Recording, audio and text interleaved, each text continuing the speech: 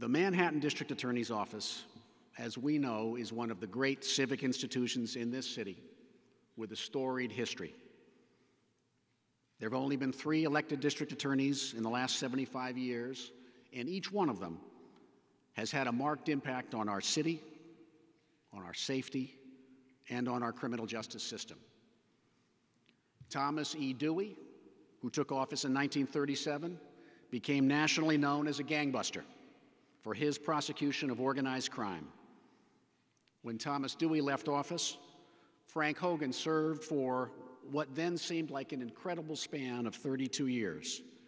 He earned a reputation in that office for honesty and for incorruptibility. Now, if Frank Hogan's 32 years were impressive, the staff at One Hogan Place had not seen anything yet. When Robert Morgenthau arrived in 1975, it would have been impossible to predict the impact he would have on the city. Through his innovation and tenacity, New York has led the nation, and often the world, in cutting-edge prosecutions that have thwarted organized crime, helped to stop the flow of terrorist financing, and achieved a level of safety on our streets with partners like Commissioner Kelly that we would not have dreamed possible 35 years before. His message to the staff was always simple and clear: to prosecute without fear and without favor. His name was, is, and always will be the boss.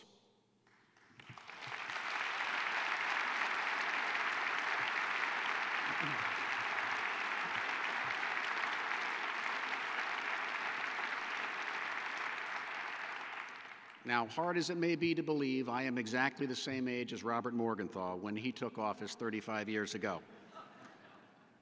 I do not know about being DA 35 years from now.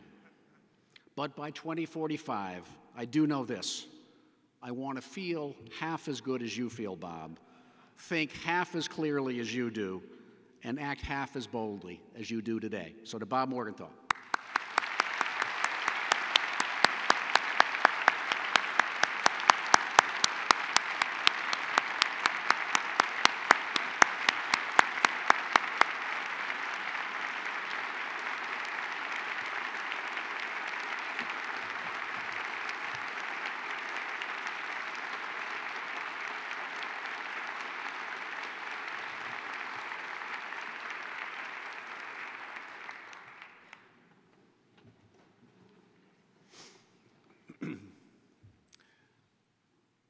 These legendary lawyers and public servants carefully built over generations what many believe is the finest prosecutor's office in the country.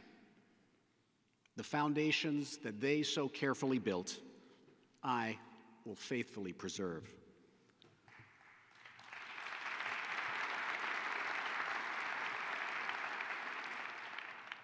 We are reminded, particularly us lawyers who work downtown, of those foundations every day as we arrive to work crossing Foley Square. Because inscribed above the columns of 60 Center Street are these words spoken by our first president in 1789, that the mayor alluded to earlier: "The true administration of justice is the firmest pillar of good government." Those are, of course, much more than words carved on a stone wall. To me, they embody the solemn and simple mission the public entrusts to us as prosecutors: to serve and to protect the people by seeking justice, by doing what we believe is right in every one of the nearly 100,000 cases handled by this office each year. The true administration of justice is the beginning and it is the end of what the dedicated lawyers and staff of the DA's office do each day. This is not reserved for the headline cases, and it is not pulled out at will or on whimsy. It is a constant. It may mean vigorously prosecuting a case to the full extent of the law, or it may mean dismissing a case where we believe the facts or law do not support prosecution. But always, always it means exercising our immense power as prosecutors with humility, aware that we, like everyone, are only human. Today, around the country, we still see injustice in our court system. And in taking this oath, I am mindful of our dual responsibilities as prosecutors to protect the innocent from wrongful conviction as much as the victims who have been wronged. Striving to achieve that delicate and important balance has never been more important. Now, as I return to One Hogan Place, where I started as an assistant district attorney 28 years ago, I know all too well the big shoes that I have to fill. But in this area, I have some practice. I was lucky enough to have a father with big shoes also. And this is what he taught me about filling them. And it is neither magic nor mystery. They are filled by teamwork. They are filled by hard work and by a commitment to doing what we believe is right and a belief that every person deserves to be treated fairly and to have their voice heard. Percy Sutton, a legendary leader of our city and this Harlem community who passed away last week, once said this: "If you pray for only one thing, let it be for an idea." Today, as a community, I know we share many ideas for this office and for the future of criminal justice in Manhattan.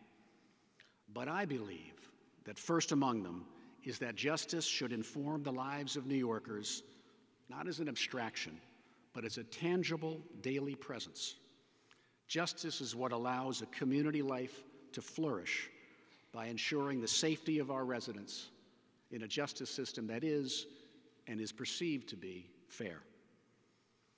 I use these two words, safety and fairness, more than any two others in my campaign, and I offer them to you again today as the inextricable twin sides of justice.